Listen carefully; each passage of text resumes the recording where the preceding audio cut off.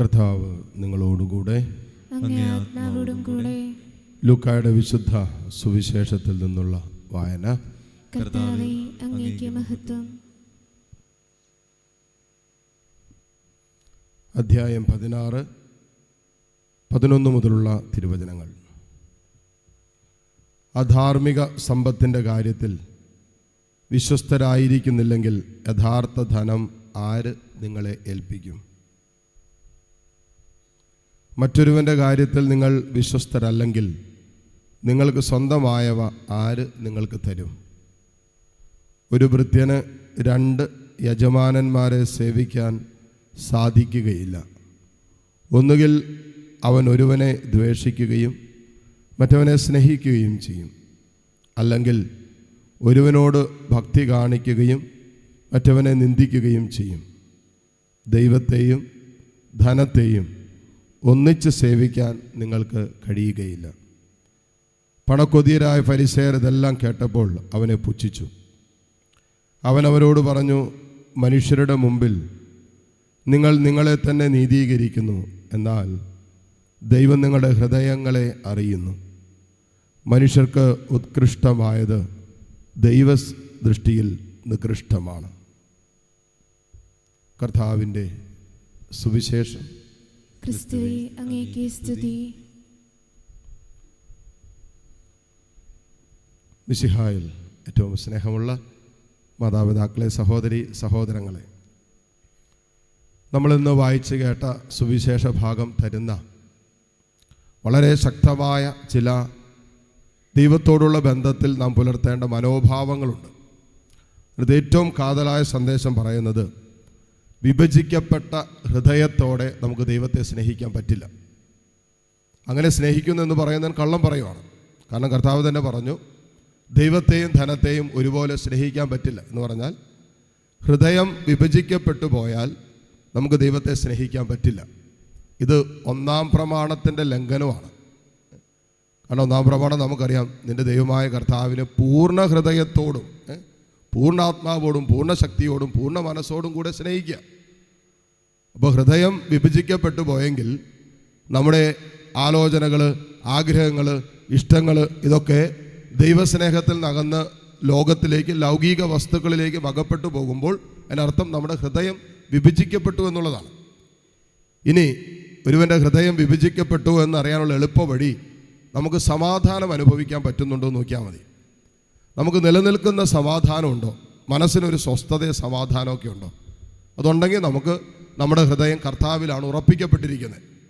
കാരണം യെശയ്യാ പ്രവാചകൻ്റെ പുസ്തകം 26:3 നാം വായിക്കുന്നത് ഇങ്ങനെയാണ്: നിങ്ങളുടെ ഹൃദയം കർത്താവിൽ ഉറപ്പിക്കുക, അപ്പോൾ നിലനിൽക്കുന്ന സമാധാനം, അല്ലെങ്കിൽ നിലനിൽക്കുന്ന സമാധാനത്തിൽ കർത്താവ് നിങ്ങളെ സംരക്ഷിക്കും. ഇപ്പം നമ്മുടെ മനസ്സിന് സമാധാനം, സ്വസ്ഥതയ്ക്കില്ലാതെ വല്ലാതെ ആകുലപ്പെട്ടും നിരാശപ്പെട്ടും അസ്വസ്ഥപ്പെട്ടുമാണ് നമ്മൾ കടന്നു പോയിക്കൊണ്ടിരിക്കുന്നതെങ്കിൽ അതിൻ്റെ അർത്ഥം നമ്മുടെ ഹൃദയം പൂർണ്ണമായി കർത്താവിൽ അർപ്പിക്കപ്പെട്ടിട്ടില്ല എന്നുള്ളതാണ്. ഹൃദയം എവിടെയും വിഭജിക്കപ്പെട്ടിട്ടുണ്ട്.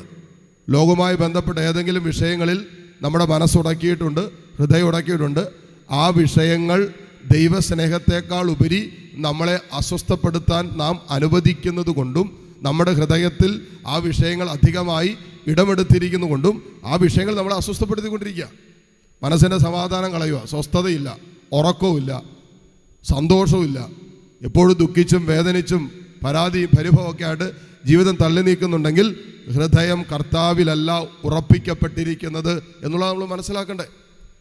ഇനി അതിനേക്കാൾ ശക്തമായ ഒരു സന്ദേശം കർത്താവ് കൂട്ടിച്ചേർക്കുന്നുണ്ട്. നമ്മൾ ചില കാര്യങ്ങൾക്ക് വ്യക്തത വരുത്തണം. ദൈവം നമുക്ക് ഉപയോഗിക്കാൻ, ഈ ലോക ജീവിതത്തിൽ ഉപയോഗിക്കാൻ തന്നിരിക്കുന്നവരെ നമ്മൾ ഉപയോഗിക്കുകയും സ്നേഹിക്കാൻ ദൈവം തന്നിരിക്കുന്നവരെ സ്നേഹിക്കുകയും ചെയ്യണം. തിരിഞ്ഞു പോകരുത്. ഈ കാലഘട്ടത്തിൻ്റെ, നമ്മളൊക്കെ ജീവിക്കുന്ന ഈ കാലഘട്ടത്തിൻ്റെ ഏറ്റവും വലിയ പ്രശ്നം എന്നറിയാം, ദൈവം സ്നേഹിക്കാനായി കൂട്ടിച്ചേർത്തിരിക്കുന്നവരെ നമ്മൾ നമ്മുടെ സ്വാർത്ഥതയ്ക്ക് ഉപയോഗിക്കുക. എന്നിട്ട് ഉപയോഗിക്കാനായി തന്നിരിക്കുന്ന ധനവും മറ്റ് ഭൗതിക വസ്തുക്കളൊക്കെ നമ്മൾ അധികമായിട്ട് സ്നേഹിക്കുക. അതുകൊണ്ടാണ് കുടുംബത്തിലൊക്കെ ഒത്തിരി പ്രശ്നങ്ങളുണ്ട്. കുടുംബ ബന്ധങ്ങളിലുള്ള, നമ്മുടെ എല്ലാ ബന്ധങ്ങളിലുള്ള അധികമായ അളവിൽ നമ്മൾ നേരിടുന്ന പ്രശ്നങ്ങളുടെ പിന്നിലുള്ള കാരണം പരിശോധിച്ചാൽ മനസ്സിലാക്കാൻ പറ്റും. ദൈവം നമുക്ക് ഉപയോഗിക്കാൻ തന്നിരിക്കുന്നവയെ നമ്മൾ അധികമായി സ്നേഹിക്കുകയും സ്നേഹിക്കേണ്ടവരെ ഉപയോഗിക്കുകയും ചെയ്യുന്ന അവസ്ഥയാണ്. പണം നമുക്ക് ഉപയോഗിക്കാൻ തന്നിരിക്കുന്ന, സമ്പത്ത് ഉപയോഗിക്കാൻ തന്നിരിക്കുക, ധനം ഈ ലോക ജീവിതത്തിൽ നമുക്ക് ഉപയോഗിക്കാൻ തന്നിരിക്കുന്നത്. അതിനെ സ്നേഹിക്കാൻ പാടില്ല. അതിനെ സ്നേഹിക്കുമ്പോഴാണ് അതിൻ്റെ പേരിൽ ബന്ധങ്ങൾ മുറിയുന്നത്. എത്രയോ ദാമ്പത്യങ്ങൾ, എത്രയോ കുടുംബ ബന്ധങ്ങൾ പണത്തിൻ്റെ പേരിൽ, കാശിൻ്റെ പേരിൽ മുറിഞ്ഞിരിക്കുന്നത്.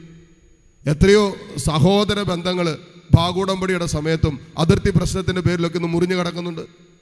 ദൈവത്തോടുള്ള ബന്ധം പോലും ഭൗതികമായ വസ്തുക്കളുടെ പേരിൽ ഇന്ന് മുറിഞ്ഞു പോകും. അപ്പോൾ നിലനിൽക്കുന്നത് ഏതെന്ന് മനസ്സിലാക്കിക്കൊണ്ട് ആ നിലനിൽക്കുന്നവയുമായി ഒരു സ്നേഹബന്ധം പുലർത്താൻ ദൈവം നമ്മളിൽ നിന്ന് ആവശ്യപ്പെടുകയും അതിനെ മറികടക്കുന്ന രീതിയിൽ, അതിൽ നിന്നും നമ്മുടെ ഹൃദയം വ്യതിചലിക്കുന്ന രീതിയിൽ ഉപയോഗിക്കാൻ തന്നിരിക്കുന്ന വസ്തുക്കളെ, അതെന്തുവാകട്ടെ, ഈ ലോക ജീവിതത്തിൽ ദൈവം നമ്മുടെ ജീവിതത്തിൽ കൂട്ടിച്ചേർക്കുന്ന പലതും ഉപയോഗിക്കാനായി കൂട്ടിച്ചേർക്കുന്നവയെ അതിനെ ഉപയോഗിക്കുക മാത്രം ചെയ്യുക. അതിലേക്ക് നമ്മുടെ ഹൃദയം ചായരുത്, അതിനെ സ്നേഹിക്കാൻ തുടങ്ങരുത്. ഈ ലോകത്തിലുള്ള എന്തെങ്കിലും വസ്തുക്കളെ നമ്മൾ സ്നേഹിക്കാൻ തുടങ്ങുമ്പോൾ യഥാർത്ഥത്തിൽ സൃഷ്ടിയെ സ്നേഹിക്കുകയും സൃഷ്ടാവിനെ വിസ്മരിക്കുകയും ചെയ്യുന്ന പിശാചിൻ്റെ ഏറ്റവും കഠിനമായ വഞ്ചനയ്ക്ക് നമ്മൾ അടിമപ്പെട്ടു പോകും. അതുകൊണ്ട് നമ്മൾ ശ്രദ്ധിക്കണം, നമ്മൾ സ്നേഹിക്കേണ്ടത്, നമ്മൾ ആരാധിക്കേണ്ടത് സൃഷ്ടാവിനെയാണ്, സൃഷ്ടികളെയല്ല. ഇന്ന് നമ്മൾ നോക്കിയാൽ നമ്മൾ എന്തോരം സമയമാണ് ലൗകിക വസ്തുക്കൾക്ക്, ഭൗതിക കാര്യങ്ങൾക്ക് കൊടുക്കുന്നത്.